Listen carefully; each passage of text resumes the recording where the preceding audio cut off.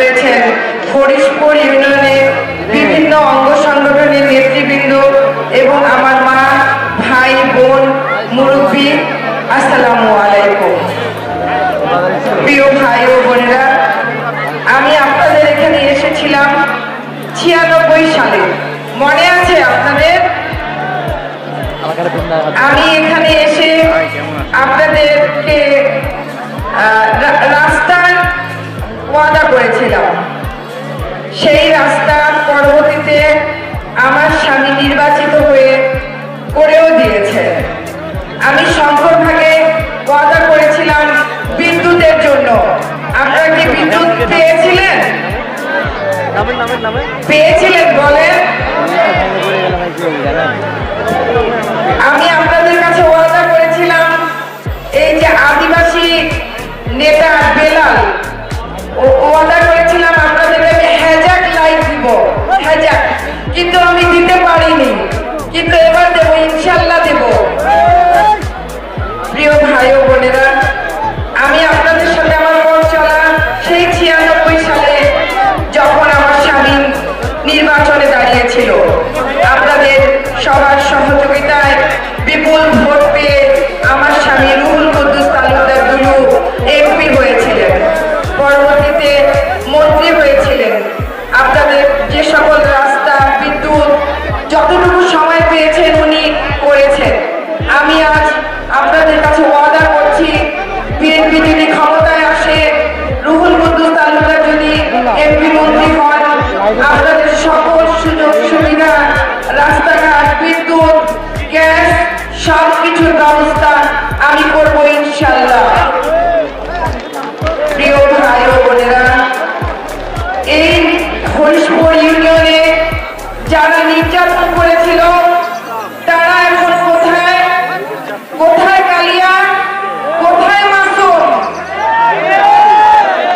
আমি জানতে চাই মাসুম কোথায়, কালিয়া কোথায়?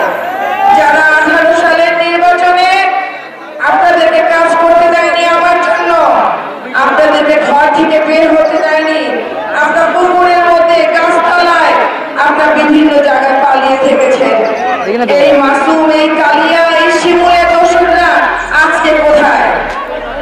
আপনাদেরকে সাহায্য করতে হবে এই শিমুলের দোসরদেরকে, এই কালিয়া, এই মাসুম, এই ইউনিয়নের সব দোসর, শিমুলের দোসররা যারা আপনাদেরকে কষ্ট দিয়েছেন, নির্যাতন করেছেন।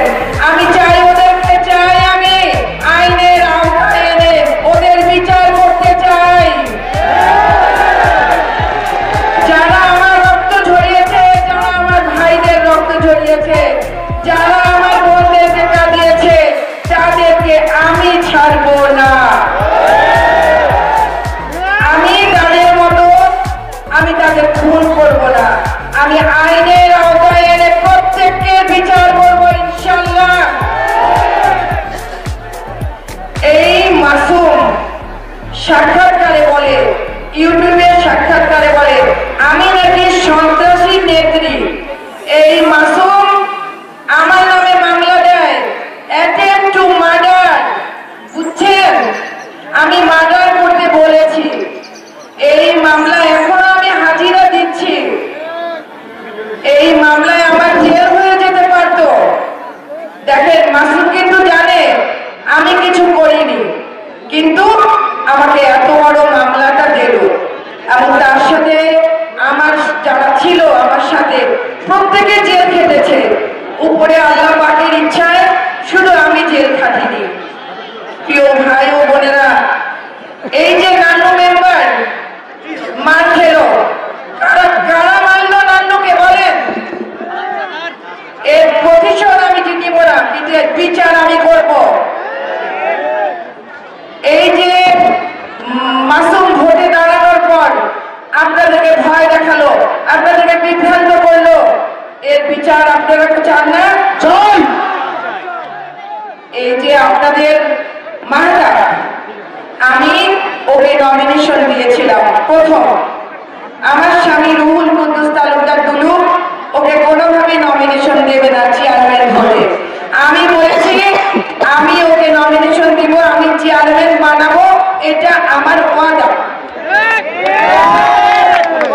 96 সালে আমি ওকে ওয়াদা করেছিলাম যে তোমাকে আমি চেয়ারম্যান বানাবো। তারপর সে চেয়ারম্যান হলো, আপনাদের কাজ করলো। গত কিছুদিন আগে আওয়ামী লীগের সময়ে যেখানে আপনারা বের হতে পারেননি, আপনারা কাজ করতে পারেননি, তখন সে কিন্তু চেয়ারম্যান হলো। এটা কিন্তু ইঞ্জিনিয়ারিং হয়নি, তার সাথে কি হলো আমরা সবাই দেখলাম। মাহতাব জিতলো, কিন্তু ডিক্লার হলো মাহতাব জিতেনি। এই মাহতাবের ভোট যতগুলি আপনারা দিয়েছেন তার ডাবল ভোট আপনাদেরকে আমার জন্য দিতে হবে। এই যে ইঞ্জিনিয়ারিং করলো, ওরা যা করলো আমাদের সাথে, এই মাহতাবকে আমি ওই ভোট একটি একটি করে ফিরিয়ে দিব ইনশাআল্লাহ। প্রিয় ভাই ও বোনেরা, এই ধলার বিএনপির ঘাঁটি, এই ধলাকে নষ্ট করেছে। এই রহিমপুরি বিএনপির ঘাঁটি, তাকে নষ্ট করেছে। এই পিরচিপাড়া থেকে শুরু করে এই ইউনিয়নের প্রত্যেকটি গ্রামে গ্রামে আমি গিয়েছি 96 সালে, প্রত্যেকের সাথে আমার পরিচয় আছে। প্রিয় ভাই ও বোনেরা, আগামীতে যে ভোট হবে সেই ভোটে আপনারা অনেক অনেক বেশি ভোট দিবেন ধানের শীষের প্রার্থীকে। সেই ধানের শীষের প্রার্থী যেই হোক না কেন, আপনাদেরকে বিপুল ভোটে বিজয়ী করতে হবে ইনশাআল্লাহ। প্রিয় ভাই ও বোনেরা,